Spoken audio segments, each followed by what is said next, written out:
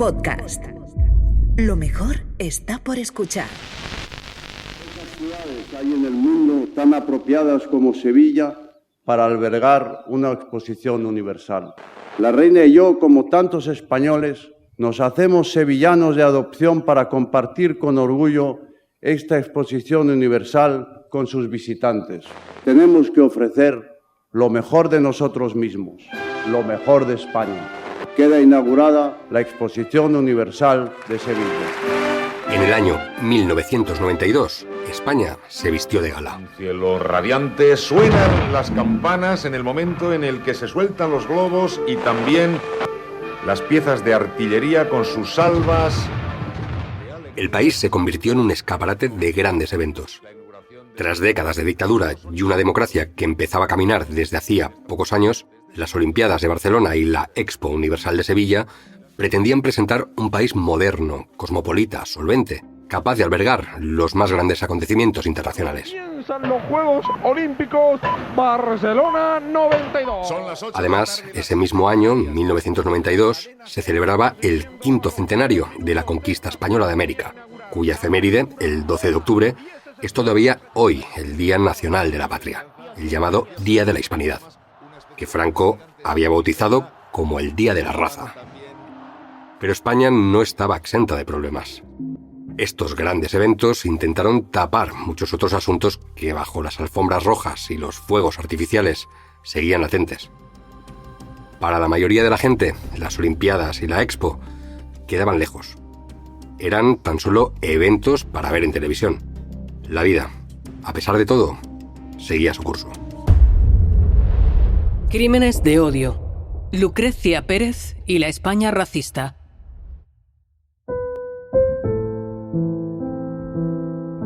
Hacía poco tiempo que Lucrecia había llegado a España desde la República Dominicana. Como muchas otras mujeres migrantes, trabajaba en el servicio doméstico, de interna, en una casa de una familia española que le ofrecía alojamiento y comida a cambio de dedicación absoluta y exclusiva a las tareas del hogar.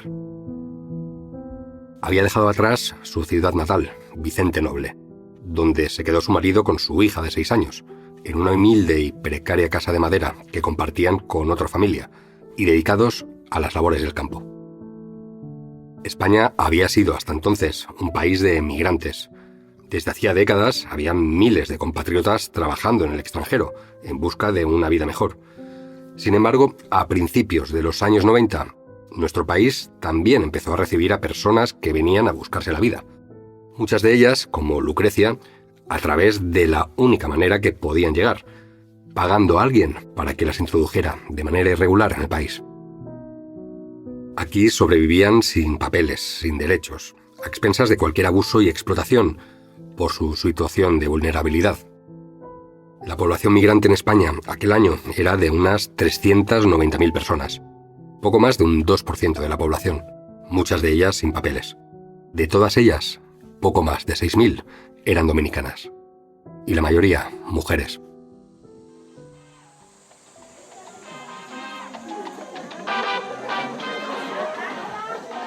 En Aravaca, un barrio acomodado de Madrid, había una importante comunidad dominicana.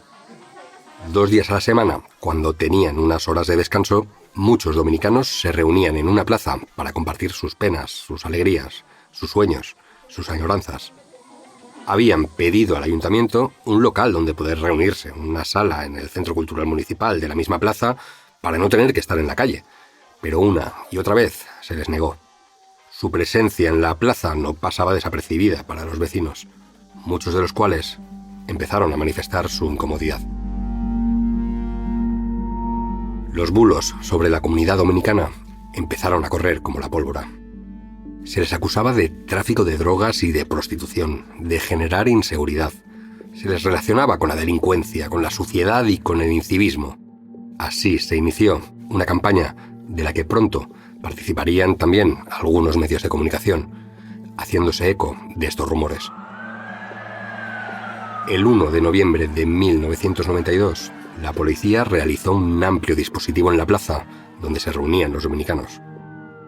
Cuando trataba de llevarse detenidas a varias mujeres por no tener los papeles, sus compañeras se enfrentaron a los agentes y la situación se desbordó. Aunque las autoridades habían negado que allí hubiese drogas, prostitución y delincuencia, la alarma social creada por los bulos y los prejuicios racistas de una parte de los vecinos creó el caldo de cultivo perfecto para criminalizar a los migrantes. Para que su presencia fuera de las casas donde servían y las empresas en las que trabajaban fuese percibida como un problema, como una amenaza. Aravaca saltó a la prensa y hubo quien no quiso desaprovechar la ocasión. Los grupos de extrema derecha encontraron una oportunidad y decidieron pasar a la acción.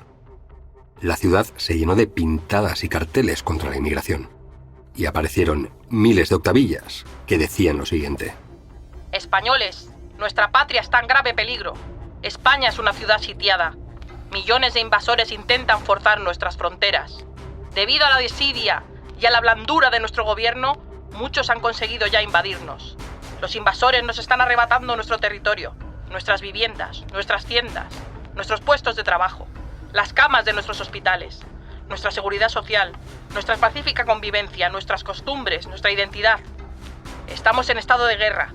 Sin armas, esto es lo que está sucediendo. Los invasores que ahora penetran se multiplicarán como conejos y pronto nosotros seremos una minoría oprimida. Hay que actuar ahora mismo. Mañana será tarde.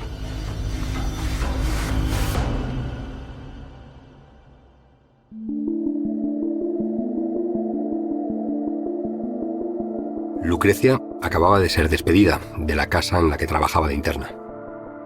Su empleadora dijo que no podía trabajar en las labores del hogar si no sabía ni siquiera lo que era un grifo ni una lavadora. Lucrecia venía de una zona rural donde los electrodomésticos no eran habituales. En su pueblo natal sobrevivía vendiendo cocos, plátanos, habichuelas. Además, una vez en España enfermó de anemia y se le notaba bastante débil, llegando a desmayarse en alguna ocasión en el trabajo. Y así, de repente, la echaron de aquella casa donde vivía y trabajaba. Sola, lejos de su casa, de su país, de su familia, y ahora ya no tenía dónde alojarse. Algunos compatriotas malvivían en una antigua discoteca abandonada de Aravaca, la Four Roses. Lucrecia aceptó su invitación y decidió alojarse allí hasta encontrar un nuevo trabajo. Mientras, las calles seguían siendo hostiles. A los carteles y las pintadas racistas, a la persecución de la policía y a los bulos en los medios de comunicación, se sumaron los insultos de algunos vecinos por la calle y la pasividad de las autoridades. La comunidad dominicana tenía miedo. Sus representantes se reunieron con el Ayuntamiento de Aravaca e incluso con el Ministerio del Interior para comunicarles la situación de desamparo en la que se encontraban ante la campaña racista y el hostigamiento de la policía. Pero no les hicieron caso. No iban a hacer nada. En España, dijeron, no había racismo.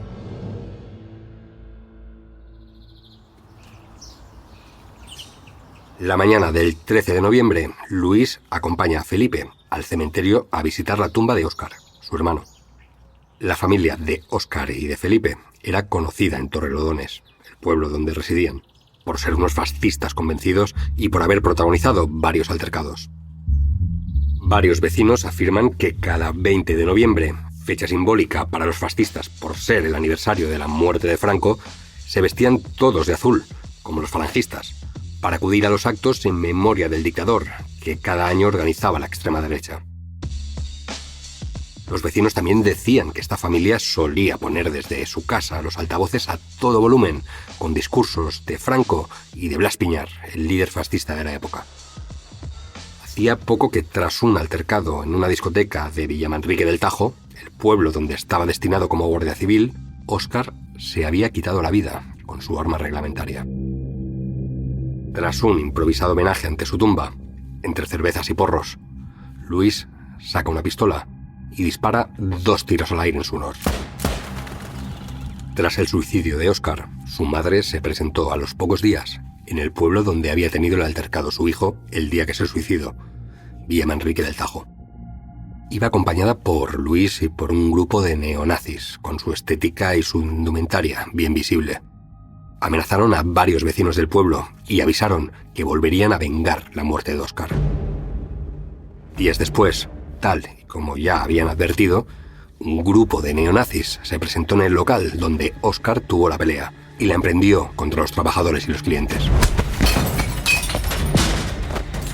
Los vínculos de Oscar y Luis, ambos guardias civiles con grupos de extrema derecha, era de sobras conocida. Felipe, el hermano pequeño de Oscar, seguía su estela. Siendo todavía menor de edad, había sido expulsado de su instituto por haber agredido a un profesor, y en otra ocasión, la policía impidió que apalease a un hombre de origen marroquí. Tras la muerte de su hermano Oscar, Felipe encontró en Luis un amigo que lo apadrinaría y lo llevaría con él al lugar donde solían reunirse de fiesta otros camaradas, otros neonazis como su hermano, como él.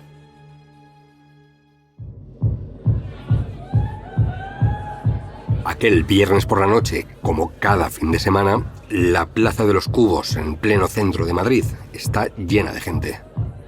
Entre los jóvenes que se reúnen allí, siempre había un grupo problemático que buscaba cualquier excusa para la pelea.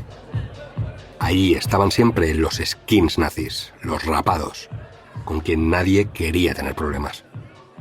La plaza se había convertido en un punto de referencia para todos los neonazis de Madrid. Esa noche, algunos de ellos hablaban de lo que estaba sucediendo en Aravaca. El tema había corrido como la pólvora entre los grupos de extrema derecha gracias a los medios de comunicación. Algunos autodenominados patriotas ya habían ido allí a hacerles saber a esos negros que no eran bienvenidos. Luis, Felipe, Javier y Víctor deciden que esa noche les toca a ellos pasar a la acción. Luis es el mayor de todos ellos. Tiene 25 años. Los otros 3 son menores de edad, pero hace tiempo que se raparon la cabeza y se transformaron en skinheads. Aquellos años, el fenómeno skin estaba de moda, y no había fin de semana que no protagonizaran alguna grada. Alguien menciona la discoteca Four Roses, que había salido en prensa unos días antes. Allí hay negros, dicen, y deciden ir hasta allí para darle un susto a esos sudacas.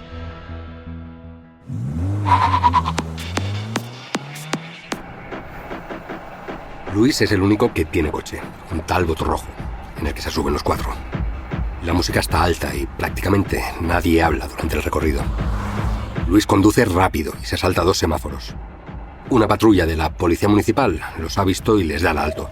Luis baja del vehículo y habla con ellos.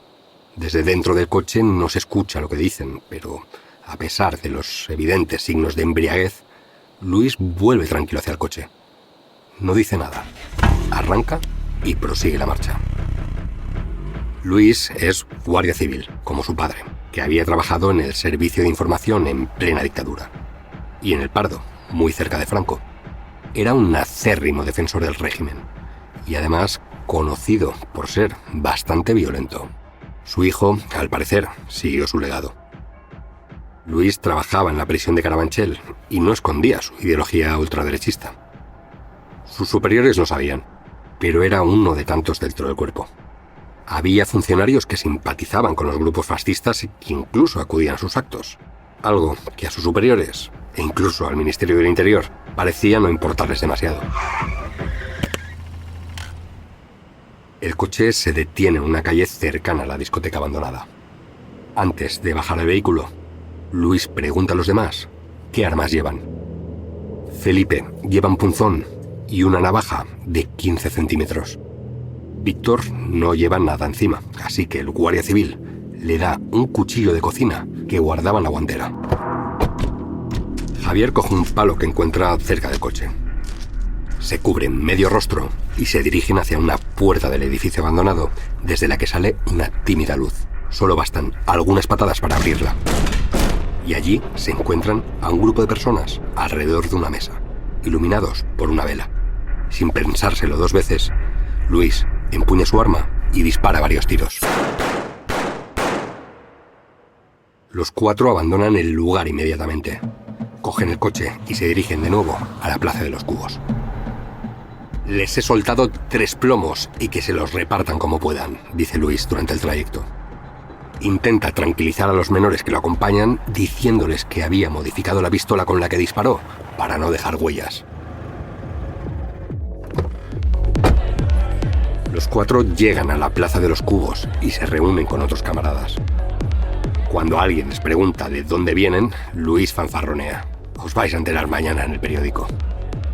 La noche transcurre como cualquier otra entre cervezas y risas, ajenos a lo que estaría a punto de estallar. Como a las 9:10 de la noche fue cuando sucedió lo que sucedió. Yo estaba justo al cuarto donde sucedió el desastre, ¿no? Oí 4 disparos, justo en otra habitación. Y cuando oí los 4 disparos, pues salí corriendo, ¿no? Entonces apuntaron concretamente a alguien, te diría yo y te lo confirmo, directamente a alguien no apuntaron.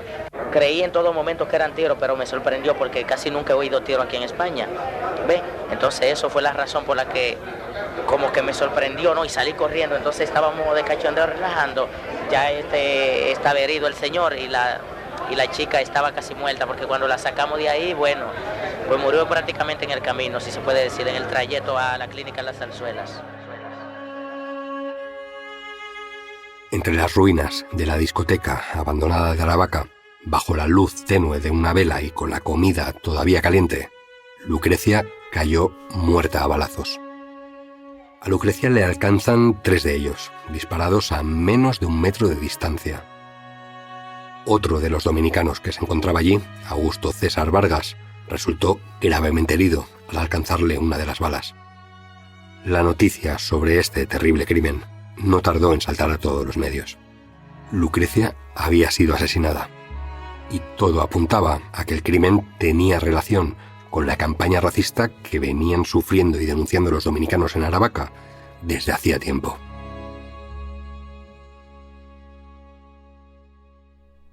Recuerdo perfectamente la noticia del asesinato de Lucrecia en los medios, y cuando se supo que habían sido unos neonazis, no me extrañó. La violencia de los grupos neonazis de los años 90 en España fue brutal. Dejó un reguero de sangre, numerosas personas heridas, atemorizadas y varios muertos.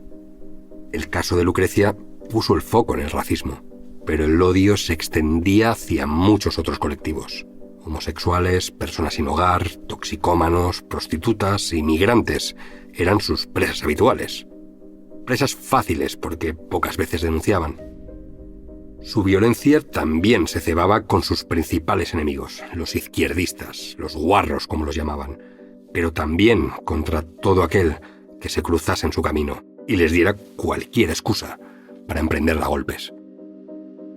Aunque nadie había reivindicado el ataque a la discoteca Four Roses, la campaña racista que se había desatado durante los meses anteriores hacía pensar que se trataba de un atentado de extrema derecha.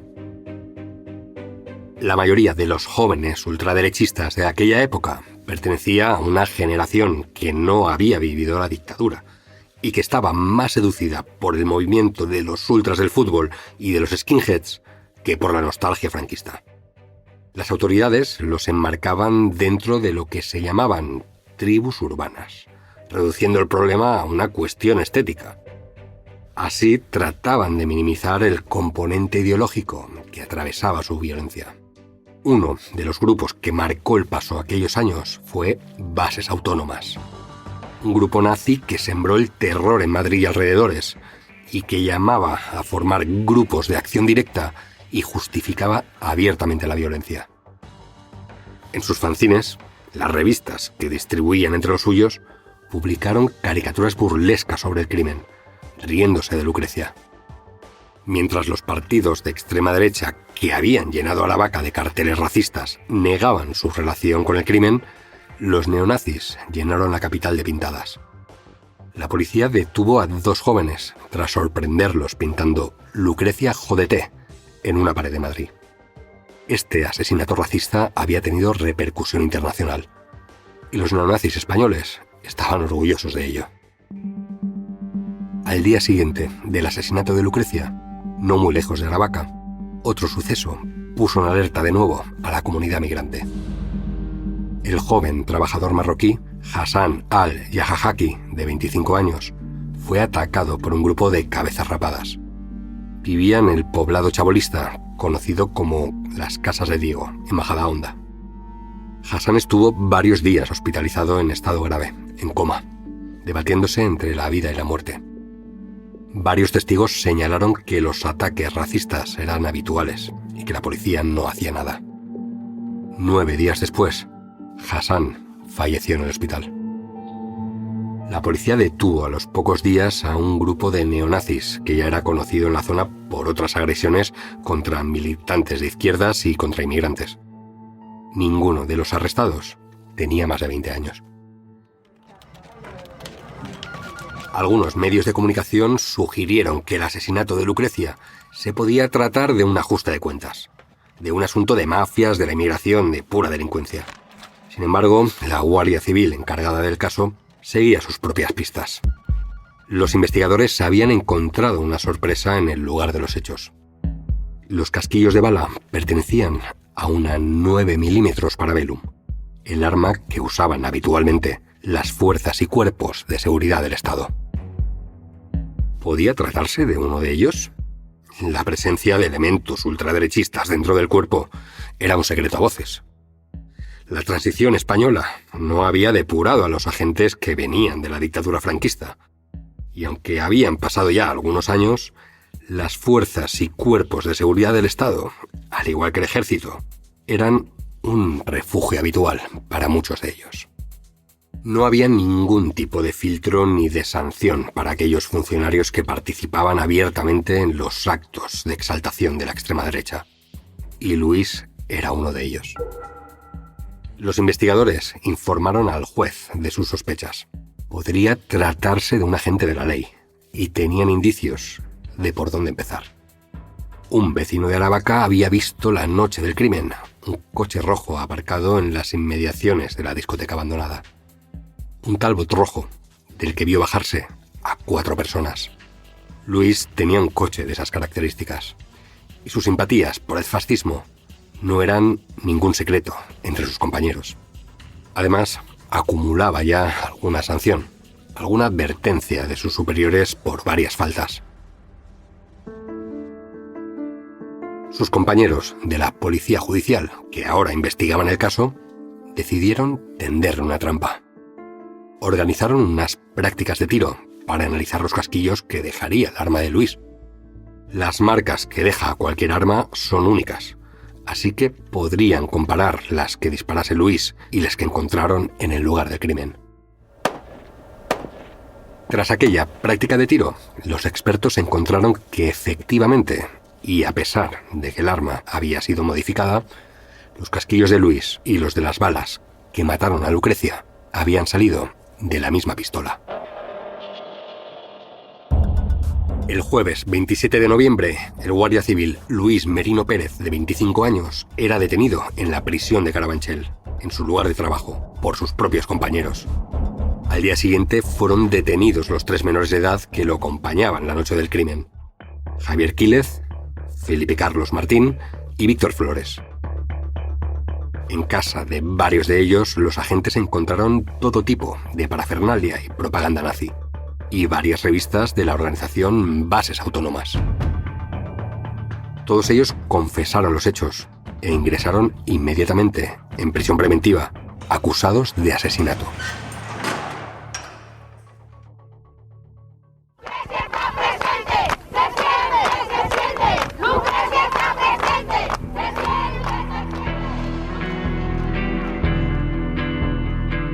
El asesinato de Lucrecia sacó a miles de personas a las calles en varias manifestaciones contra el racismo en casi todas las ciudades del país. El crimen de Lucrecia había horrorizado a una sociedad que descubría la brutalidad de la violencia neonazi y alertaba sobre un problema latente. Sin embargo, los mismos políticos que negaban que hubiese un problema con el racismo y con las bandas neonazis, los mismos políticos que habían aprobado la ley de extranjería y enviaban a la policía a acosar y a detener a los inmigrantes sin papeles, querían ser los primeros en aparecer en la foto. Muchos de los manifestantes abuchearon a los políticos, a los que responsabilizaban de la pasividad ante los grupos de extrema derecha y de la proliferación de las redadas racistas. Hubo muchas críticas a la ley de extranjería y a los medios de comunicación que llevaban tiempo presentando a las personas migrantes como un problema. Hemos querido dar una respuesta civilizada a un crimen premeditado cometido por sectores xenófobos, racistas, en culminación fascista. Ante lo sucedido, creemos que son sectores recalcinantes de la sociedad española que merecen ser castigados. Y queremos justicia por el crimen de Lucrecia que ha caído vilmente comiendo su... Al día siguiente de esta marcha, otros miles de personas secundaron otra protesta. Esta organizada por los grupos antifascistas y los colectivos de migrantes. Esta vez sin políticos en las pancartas, señalando a la ley de extranjería, a la impunidad de la que gozaban los grupos neonazis que cada semana protagonizaban agresiones y que muy pocas veces eran arrestados. José Luis Corcuera, el ministro del Interior del gobierno que entonces presidía Felipe González, compareció en el Congreso a petición de varios grupos de la oposición en relación con el asesinato de Lucrecia y la nueva ley de extranjería. Con una actitud fría y soberbia, el ministro no hizo prácticamente referencia al crimen de Aravaca y se dedicó básicamente a defender esta nueva ley, criticada y cuestionada por los colectivos migrantes y por organizaciones de derechos humanos. Dijo, además, que solo los residentes legales tienen derecho a los beneficios de la integración social y pidió a los migrantes que no formasen guetos, como si fuese su elección, obviando los problemas que atravesaban estas personas para encontrar vivienda y un trabajo digno. Corcuera se quejó de que en las manifestaciones antirracistas se criticase la política migratoria del gobierno y negó que los incidentes previos al asesinato de Lucrecia y toda la campaña contra los dominicanos de Aravaca, en los medios de comunicación y en los discursos políticos, tuviesen algo que ver con el racismo. Pero había otro asunto sobre el que el ministro del Interior pasó de puntillas, a pesar de que más de un diputado de la oposición le preguntó: la vinculación de Luis Merino, un guardia civil, con los grupos neonazis, que era de sobras conocida por sus superiores. Y se sabía que no era el único que frecuentaba estos ambientes. ¿Qué pensaba hacer el gobierno con la presencia de neonazis y fascistas en las fuerzas y cuerpos de seguridad del Estado? Los mismos días que se organizaron estas protestas antirracistas, la extrema derecha tenía prevista su cita anual más importante, el 20 de noviembre, aniversario de la muerte del dictador Francisco Franco y del líder falangista José Antonio Primo de Rivera. Cada año, miles de ultraderechistas llegaban a Madrid para acudir a los actos que organizaban los diferentes grupos nazis y fascistas alrededor de esta fecha. Y ese año no fue diferente.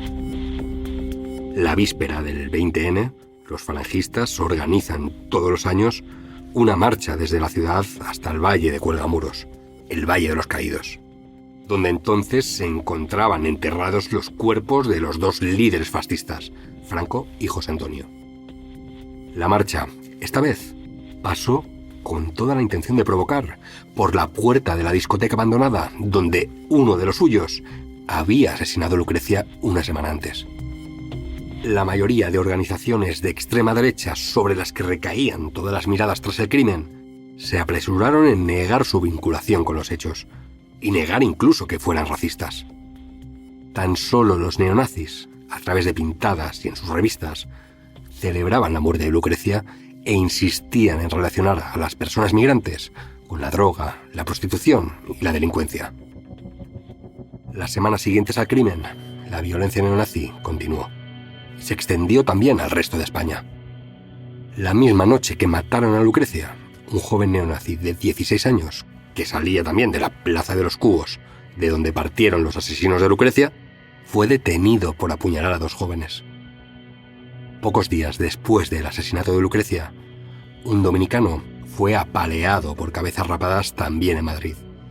Y un bailarín egipcio sufrió una brutal paliza por parte de unos racistas en la zona del templo de Devot. Otro hombre de origen marroquí y un hombre de origen angoleño denunciaron también sendas palizas en pocos días de diferencia en Madrid. En Barcelona, otro grupo de neonazis dejó ciego a un hombre de origen guineano y una pareja fue apuñalada en Terrassa por un grupo de skins neonazis. Y para terminar el año, otra familia dominicana denunció que alguien había prendido fuego a su casa y había escrito lemas racistas en la fachada. Todo esto en poco más de un mes, antes de que acabase aquel fatídico 1992. La última carta que escribió Lucrecia a su marido, justo un día antes de su muerte, llegaría a su destino cuando ya se había consumado la tragedia. Alfredo, en la casa que trabajo me sentía muy mal. Y Dersa me llevó al médico y estoy mejor. Cuando salga del lío, mi amor, te mandaré $2,000 para que dejes el campo y montes un negocio mejor. El cuerpo de Lucrecia Pérez fue repatriado a su país, a la República Dominicana. Allí, poco antes del atardecer, el viernes 20 de noviembre, una semana después del crimen, una inmensa masa de gente acompañó al féretro en un sentido homenaje. La noticia sobre su asesinato había conmocionado a todos sus vecinos. Una persona humilde y trabajadora como Lucrecia, que había marchado tan lejos en busca de trabajo y que con su esfuerzo mantenía a su hija y a su marido, había encontrado la muerte por ser pobre, negra, migrante. Vicente Noble, el pueblo que ahora despedía a Lucrecia, era el origen de la mayoría de las mujeres dominicanas que trabajaban en España. Los maestros y las maestras del pueblo escribieron una emotiva nota que se leyó durante el funeral. Lucrecia no fue a España a buscar el oro que se llevó Colón, ni a reclamar el saqueo de América. Ella, consecuencia del olvido y de la miseria a que han sometido esta región gobernantes mezquinos y arrogantes, ha sido carne de cañón de grupos que se mueven bajo la sombra del anonimato español y que aún practican el racismo, la xenofobia y el sarcasmo abierto a la extranjería.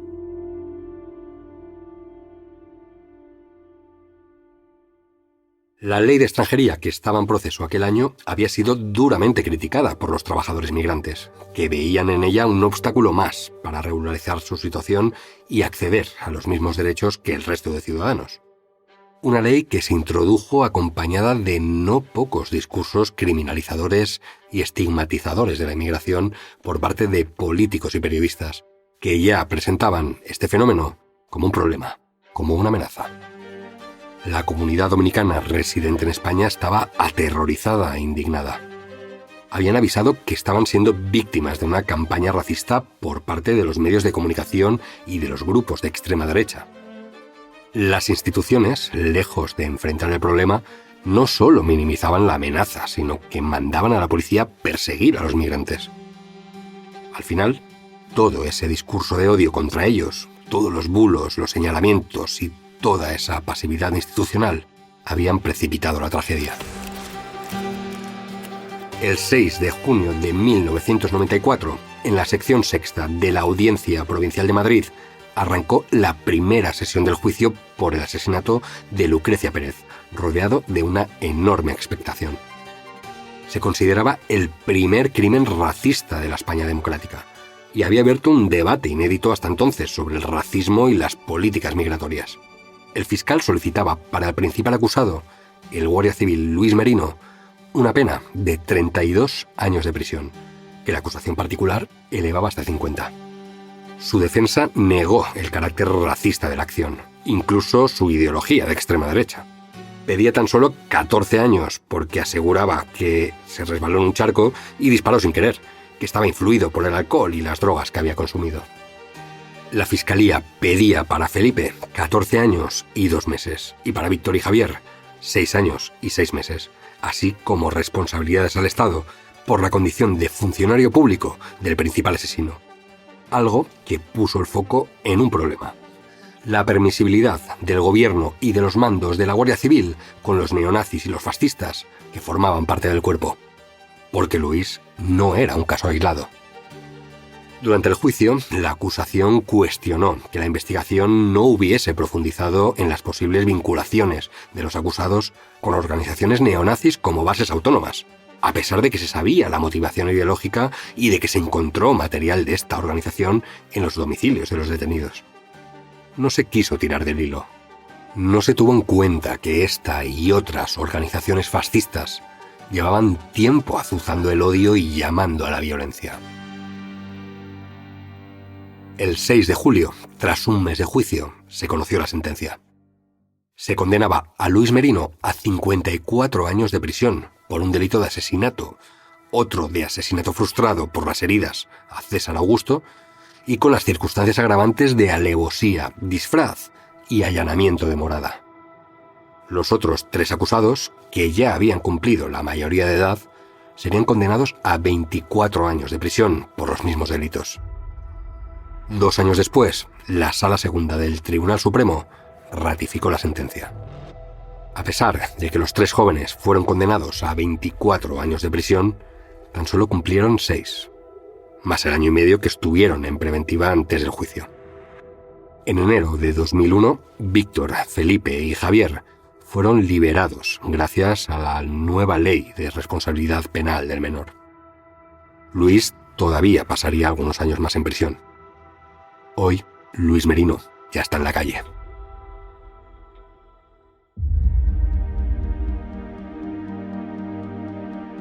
Han pasado ya más de 30 años de la muerte de Lucrecia Pérez y es inevitable, escribiendo sobre ello, pensar en el presente. Su caso puso frente al espejo a todo un país que negaba ser racista y que creía haber superado el fascismo una vez muerto Franco. Lo sucedido en Aravaca también puso en evidencia la situación en la que vivían miles de trabajadoras migrantes en nuestro país, algo que 30 años después se sigue denunciando. Lucrecia se convirtió en un símbolo de la lucha contra el racismo, pero las lecciones aprendidas parecen ser más bien pocas. Los discursos que precedieron al asesinato de Lucrecia, la campaña racista que emprendieron los medios de comunicación, políticos y grupos de extrema derecha, no solo siguen vigentes, sino que tienen hoy más presencia y más notoriedad que nunca. Y no solo en España. El racismo vuelve a ser un tema preocupante, de actualidad en todo el mundo. Pero quienes lo usan para su campaña política no hacen más que crecer y ganar cada vez más terreno. Se sigue tratando la inmigración como un problema, usando los bulos y las mentiras para relacionarla con la delincuencia. Igual que sucedió con los dominicanos en Aravaca hace 30 años. Se sigue creando alarma social con los migrantes, deshumanizándolos, criminalizándolos y poniéndolos siempre bajo sospecha. El racismo que entonces reivindicaban los grupos neonazis y plasmaban en sus grafitis y fanzines, se escucha hoy, todos los días, en el Congreso de los Diputados y en todas las instituciones a las que ha llegado la extrema derecha. En varios países, los políticos que abanderan estos discursos ya han llegado al poder. Las agresiones y los crímenes de odio con motivación racista, lejos de terminarse, no hacen más que crecer.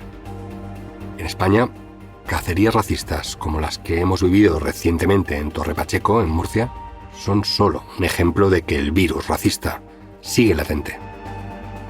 Y todo ello, igual que el crimen de Lucrecia, empieza con una semilla de odio que no podemos dejar que crezca.